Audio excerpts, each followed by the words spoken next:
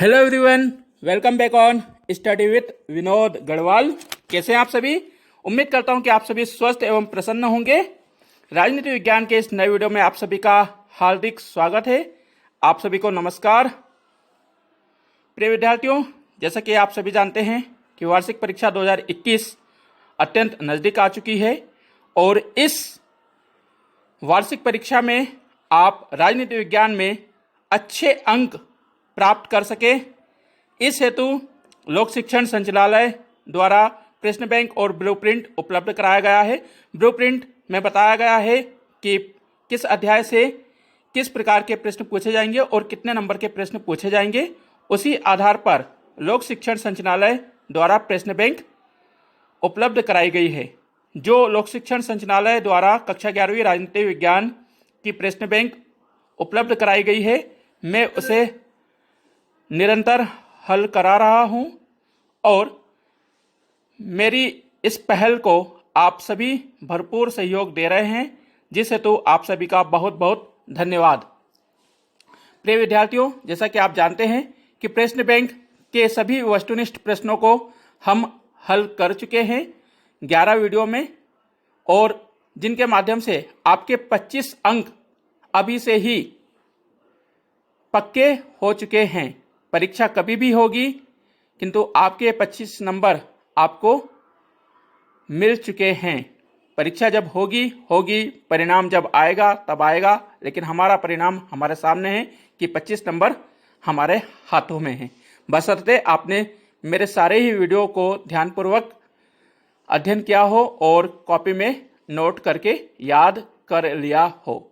आज से इस वीडियो में हम प्रश्न बैंक के लघु उत्तरीय प्रश्नों को हल करेंगे। जैसा कि मेरे विद्यार्थी कमेंट कर रहे हैं, ऋतिक, शाला जी और आलती पाटीलाल जी, कि सर जल्दी से अब लघु उत्तरीय प्रश्नों को हल कराइए। तो प्रिय विद्यार्थियों, आपका इंतजार खत्म हो रहा है। आज से हम प्रश्न बैंक कक्षा 11 राजनीति विज्ञान के लघु उत्तरीय प्रश्न, जो कि 2 अंकों के हैं, उनको हल करना प्रारंभ कर रहे हैं। राजनीति विज्ञान प्रश्न बैंक सीरीज का यह मेरा 12वां वीडियो है, तो आप इसे ध्यानपूर्वक अंत तक सुने और अपने अध्याय 3 में से आने वाले प्रश्नों को हल करके 2 नंबर सुनिश्चित कर लें। प्रिय विद्यार्थियों, वीडियो प्रारंभ करें उसके पहले एक निवेदन कि यदि अभी तक आपने चैनल को सब्सक्राइब नहीं किया है, आप चैनल पर नए आए हैं, तो सबसे पहले आप चैनल को सब्सक्राइब करें, बेल आइकन का बटन अवश्य दबा दें ताकि आपको नए नए वीडियो अपलोड होने का नोटिफिकेशन मिल सके। और वीडियो पसंद आए तो इसे लाइक और अधिक से अधिक शेयर अवश्य करें ताकि अन्य विद्यार्थी भी इसका लाभ उठा सके। तो चलिए शुरू करते हैं हम आज का वीडियो। आप सभी से गुजारिश कि आप इसे ध्यानपूर्वक अंत तक सुनकर कॉपी में नोट करें। आज इस वीडियो में हम सबसे पहले अध्याय 3, जो हमारी पहली पुस्तक है भारत का संविधान, सिद्धांत और व्यवहार, उसके अध्याय 3 चुनाव और प्रतिनिधित्व के लघु उत्तरीय प्रश्नों को हल करते हैं। इस अध्याय से 6 नंबर के प्रश्न परीक्षा में पूछे जाना है, एक 2 नंबर का प्रश्न और एक 4 नंबर का प्रश्न। तो आज इस अध्याय के हम 2 नंबर के प्रश्नों को हल करेंगे। प्रिय विद्यार्थियों, कुछ दिन पहले मुझे एक स्टूडेंट ने कमेंट किया था कि सर 3 पार्ट के आपने वस्तुनिष्ठ प्रश्न हल नहीं कराए हैं, तो आज इस पार्ट के मैं वस्तुनिष्ठ प्रश्न भी हल करा देता हूं। हालांकि इस पार्ट से आना नहीं है, मगर प्रश्न बैंक में दिए हैं तो हम हल करते हैं। तो चलिए, पहला प्रश्न है, निर्वाचन आयोग की अध्यक्षता कौन करता है? निर्वाचन आयोग की अध्यक्षता कौन करता है? इसका सही उत्तर है, निर्वाचन आयोग की अध्यक्षता मुख्य निर्वाचन आयुक्त करता है। प्रश्न 2, भारत में मताधिकार की न्यूनतम आयु कितनी है? यानी कि कम से कम कितनी आयु का व्यक्ति मतदान कर सकता है? तो इसका उत्तर होगा, भारत में मताधिकार की न्यूनतम आयु 18 वर्ष है। तीसरा प्रश्न, राजनीतिक दलों को मान्यता कौन प्रदान करता है? राजनीतिक दलों को मान्यता कौन प्रदान करता है? जो विभिन्न राजनीतिक दल होते हैं, पार्टियां होती है, इनको मान्यता आखिर कौन देता है? तो इसका उत्तर है राजनीतिक दलों को मान्यता निर्वाचन आयोग प्रदान करता है।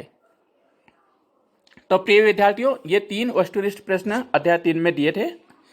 अब हम चलते हैं जो वार्षिक परीक्षा में पूछे जाने वाले प्रश्न हैं उनको हल करने के लिए। तो ये सभी प्रश्न जो है वो 2-2 नंबर के आएंगे। हमको इन प्रश्नों के उत्तर देकर अपने 2 नंबर पक्के करना है। तो अध्याय 3 का पहला लघु उत्तरीय प्रश्न है जो कि 2 नंबर में पूछा जाएगा। सार्वभौमिक वयस्क मताधिकार का अर्थ लिखिए। सार्वभौमिक वयस्क मताधिकार का अर्थ लिखिए। अब आप इसका उत्तर लिखिए। देश के वे सभी नागरिक जो अपनी जाति, धर्म, भाषा, शिक्षा, रंग, लिंग, नस्ल और आर्थिक स्थितियों की परवाह किए बिना 18 वर्ष या उससे अधिक उम्र के हैं, वोट देने के लिए स्वतंत्र हैं, इसी को सार्वभौमिक वयस्क मताधिकार कहते हैं। दूसरे शब्दों में कहें, संक्षिप्त में हम, तो देश के वे सभी नागरिक जिनकी आयु 18 वर्ष पूरी हो गई है, वे सभी बिना किसी भेदभाव के मतदान कर सकते हैं। इसी को सार्वभौमिक वयस्क मताधिकार कहा जाता है। तो प्रिय विद्यार्थियों, मुझे उम्मीद है कि आपको यह प्रश्न समझ में आ गया होगा। अब इस अध्याय का प्रश्न 2, समानुपातिक प्रतिनिधित्व प्रणाली से क्या आशय है? समानुपातिक प्रतिनिधित्व प्रणाली से क्या आशय है? अब इसका उत्तर नोट कीजिए।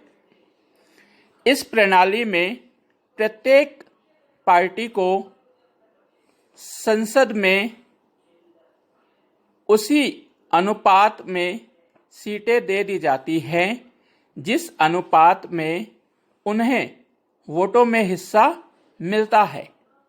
प्रत्येक पार्टी चुनावों से पहले अपने प्रत्याशियों की एक प्राथमिकता सूची जारी कर देती है और अपने उतने ही प्रत्याशियों को उस प्राथमिकता सूची से चुन लेती है जितनी सीटों का कोटा उसे दिया जाता है। चुनावों की इसी व्यवस्था को समानुपातिक प्रतिनिधित्व प्रणाली कहते हैं। प्रिय विद्यार्थी, दूसरे शब्दों में से समझाऊं तो इस प्रकार उत्तर बनेगा कि इसमें मतदाता पार्टी को चुनता है, ना कि प्रत्याशी को, और पार्टी अपनी प्राथमिकता वाले प्रत्याशियों को चुन लेती है जितनी कि उसे सीटें मिलती है और जितने उससे वोट प्राप्त होते हैं। जितने वोट प्राप्त होते हैं उसी आधार पर वे अपने प्रत्याशियों को चुन लेती है। इस प्रणाली के माध्यम से मतदाता को यह नहीं पता चलता है कि हमारा प्रत्याशी कौन सा जीता है, हमारा प्रतिनिधित्व कौन कर रहा है। आई होप कि आपको समझ में आ गया होगा। और प्रिय विद्यार्थियों, यदि वीडियो समझ में आ रहा है, अच्छा लग रहा है, तो आप इसे अभी लाइक अवश्य कर दें। अब चलिए हम देखते हैं प्रश्न क्रमांक 3।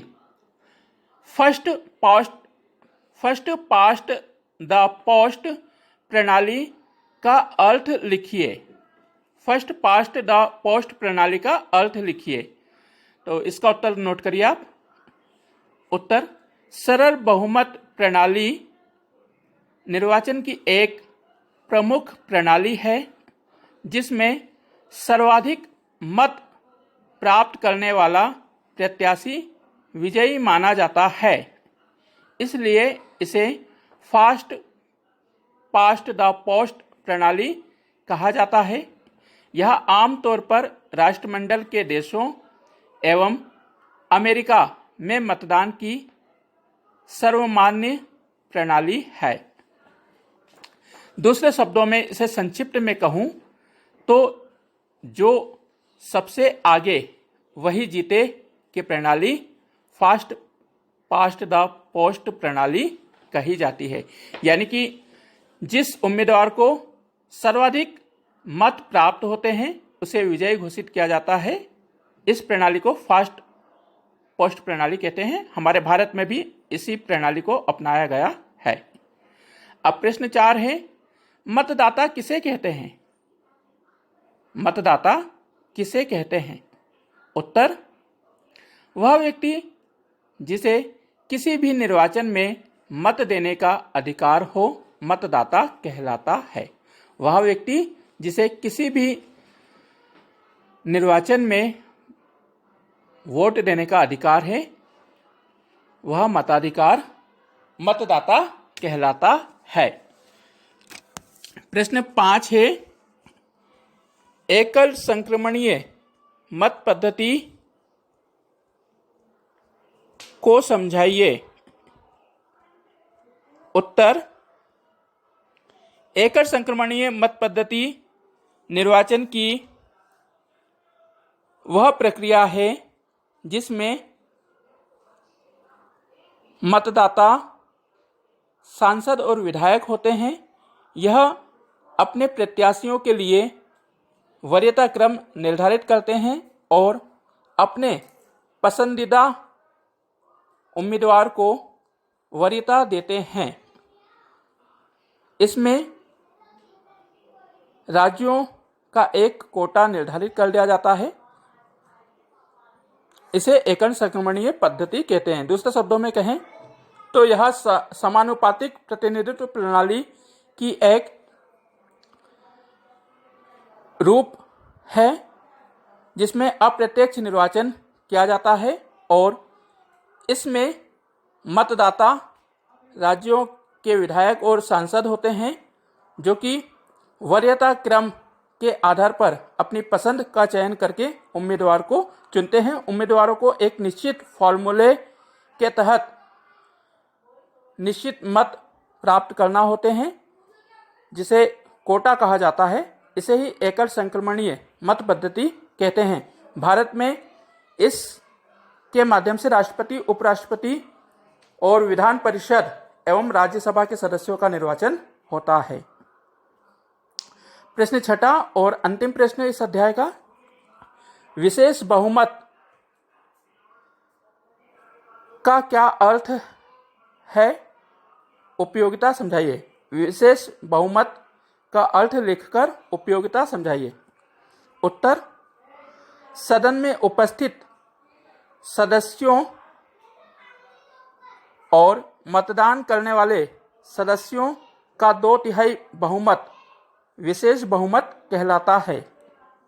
सदन में उपस्थित और मतदान करने वाले सदस्यों का 2/3 बहुमत विशेष बहुमत कहलाता है।